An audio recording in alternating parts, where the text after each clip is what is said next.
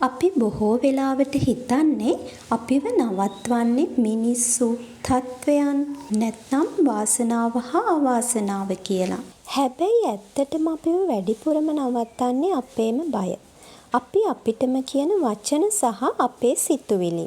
අද අපි කතා කරන්න යන්නේ ඔයාගේ ඇතුළාන්තය වෙනස් කරගෙන නිදහස් කරගන්න උපකාරී වෙන ඉතා වැදගත් කරුණු කිහිපයක් ගැනයි. පළවෙනි කරුණ ඔයාගේ බය හඳුනාගෙන පිළිගන්න ඕනේ. අපි හැමෝටම තියෙනවා බය. අසාර්ථක වෙයි කියන බය. මිනිස්සු මොනවා හිතයිද කියන බය. ප්‍රතික්ෂේප කරයි කියන බය. වැරදි වෙයි කියන බය. බයක් දැනෙන එක වැරදි දෙයක් නෙවෙයි. ඒක මනුෂ්‍ය ජීවිතයේ සාමාන්‍ය අත්දැකීමක්. ප්‍රශ්නය වෙන්නේ බය දැනෙන එක නෙවෙයි. ප්‍රශ්නය වෙන්නේ අපි ඒ බයෙන් පැන යන්න හදන එකයි. ඔයා ඔයාගෙන්ම මෙහෙම අහන්න.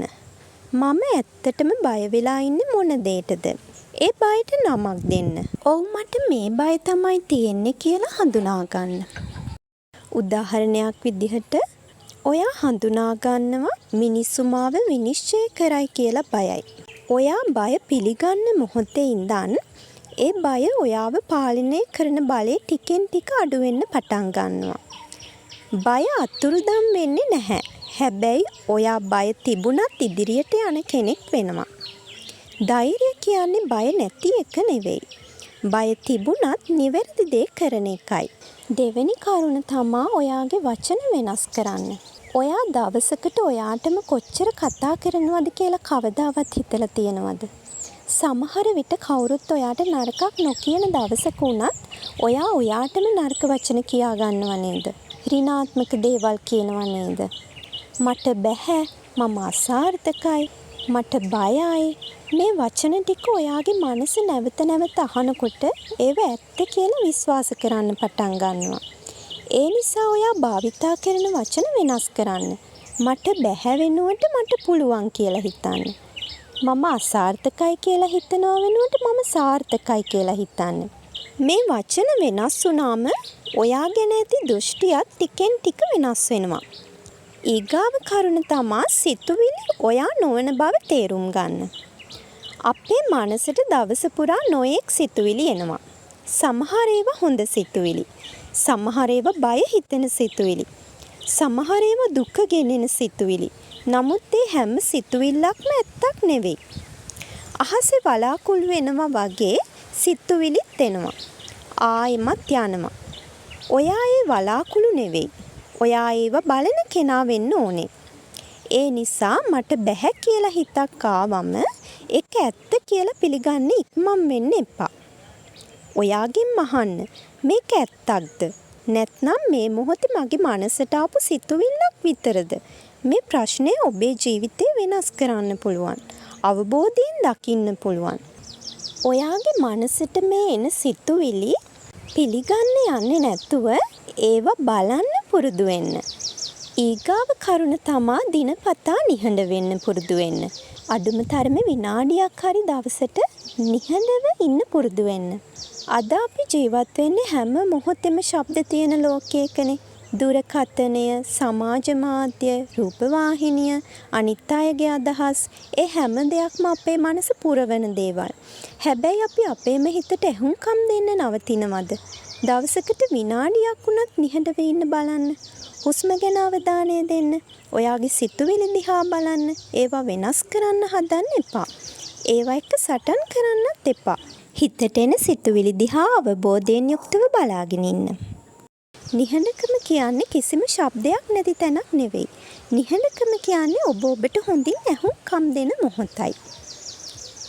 ඊගාව කරුණ තමා ඔබව අනිත් අයත් එක්ක සංසන්දනය කරන්න යන්න එපා. අනිත් අයගේ ජීවිතය බලලා ඔයාගේ වටිනාකම අඩු කරගන්න යන්න එපා. ඔයා දකින්නේ ඒ අයගේ ජීවිතේ කුඩා කොටසක් විතරයි.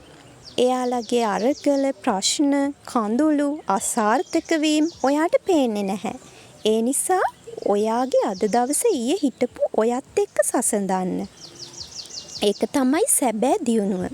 අනිත් අය ඔයාට වඩා ඉහළින් හිටියත් ඔයා ඒකට දුක් වෙන්න යන්න එපා. ඔයා ඊට වඩා අද එක පියවරක් හරි ඉදිරියෙන් ඉන්නවනම් ඒක තමයි ඔයාගේ සාර්ථකත්වය. කිසිම කෙනෙක් එක්ක ඔයාව සංසන්දනය කරලා ඔයාව අවතක්සේරුවට පත් කරන්න යන්න එපා. ඔයාගේ වටිනාකම අඩු කරන්න යන්න එපා. හැම නිතරම ඔයා ඔයාටම කියාගන්න එපා. අර බලන්න අනිත් කෙනා දියුණු වෙලා තියෙනවා. මම තාමත් එකම තැන වගේ වචන කවදාවත්ම කියන්න එපා. ඔයා හිතන්න මම ප්‍රමාණවත්, මම සාර්ථකයි, මම ඊට වඩා අද පියවරක් හරි ඉදිරියෙන් ඉන්නවා කියන වචන ඔයාටම ඔයා කියාගන්න. ධනාත්මක වචන කියාගන්න. ඊගාව කරුණ තමා ඔයාව පිළිගන්න. ඔයාට කරුණාවෙන් සලකන්න. ඔයාගේ වැරදි පිළිගන්න. ඔයාගේ දුර්වලතාත් පිළිගන්න. පිළිගැනීම කියන්නේ ඒ තැනම නතර වෙන එක නෙවෙයි. ඒ කියන්නේ මේ තමයි මම අද ඉන්න තැන. දැන් මට මෙතනින් ඉදිරියට යන්න පුළුවන්. ඔයා හොඳ මිතුරෙකුට කතා කරන විදිහටම ඔයාටත් කතා කරන්න. කරුණාවෙන්, ඉවසීමෙන්, ආදරෙන් ඔයා ඔයාටම කතා කරන්න. ඔයාගේ පපුවට අත තියලා ඔයාට කතා කරන්න. අඩුම තරමේ දවසට විනාඩියක් ඔයාත් එක්ක කතා කරන්න ආදරෙන්. ඔයාගේ ජීවිතේ බලන් ඉඳි ධනාත්මක විදිහට වෙනස් වෙන්න පටන් ගනී. ඔයාගේ ඇතුළාන්තයේ එක දවසකින් වෙනස් වෙන දෙයක් නෙවෙයි. ඒක පුංචි පියවර වලින් සිදුවෙන ගමනක්. අද ඔයා මේ කරුණු අතරින් එක කරුණක් හරි ඔයාගේ ජීවිතයට එකතු කරගත්තොත් ඒක හෙට වෙනස් මාර්ගයක ආරම්භය වෙන්න පුළුවන්. එහෙනම් අපි තවත් අලුත් වීඩියෝ එකකින් නැවත හමු වෙමු. හැමෝටම ආරාධනා කරනවා SYM ආලෝකධාරී YouTube channel එක subscribe කරලා එකතු වෙන්න කියලා.